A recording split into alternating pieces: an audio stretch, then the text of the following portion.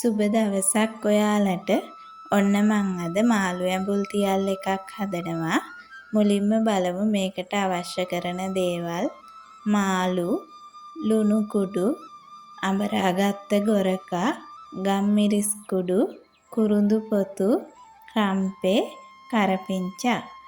මුලින්ම මම භාජනයකට ලුණු කුඩු, ගම්මිරිස් කුඩු, ගොරකා, වතුර එකතු කරලා මේ ටික හොඳින් දිය කරගන්නවා.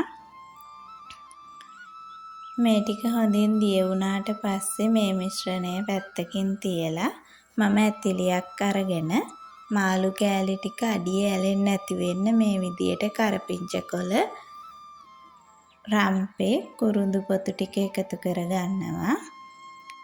දැන් මං හදාගත්ත මිශ්‍රණයට මාළු කෑලි ටික එකතු කරලා මේ මිශ්‍රණය මාළු කෑලි වල හොඳින් තවරගෙන ඇතිලියෙන් මේ විදියට තියාගන්නවා. ඇතිලියෙන් මාළු කෑලි ටික තියද්දි එක උඩ එක තියන්නේ නැහැ. එතකොට මාළු කෑලි තැම්බෙන්නේ නැති නිසා මේ විදියට අතුර ගන්නවා. දැන් මම මේ හදාගත්ත මිශ්‍රණයේ ඉතුරු ටිකත් මාළු ටික උඩින් එකතු කරගන්නවා. මේකට මම වතුර එකතු කරගන්නේ නැහැ. මාළු තැම්බෙනකොට වතුර ටිකක් හැදෙන නිසා. දැන් කරපිංච කොළ ටිකකුත් එකතු කරලා මම මේක ලිපේ තියාගන්නවා. පියනකින් වහලා ටිකක් වෙලා තියන්න ඕන. දැන් මාළු කෑලි ටික හැන්දකින් කවලම් කරන්නේ නැතුව මේ විදියට ටිකක් සොලව ගන්නවා. හැන්දකින් කලවම් කරන්න ගියොත් මාළු කෑලි ටික පොඩි වෙන නිසා.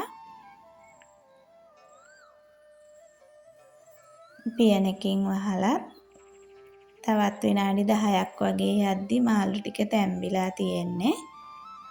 දැන් මේකේ මේ වතුර ටික හොඳටම හිඳෙනකන් ලිපේ තියාගන්නවා. දැන් මේ මාළු ටික හොඳට තැම්බිලා තියෙන්නේ.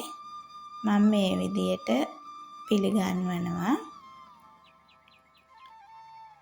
මං අද මේ මාළු ඇඹුල් තියල් එක හැදුවේ බල මාළු වලින්.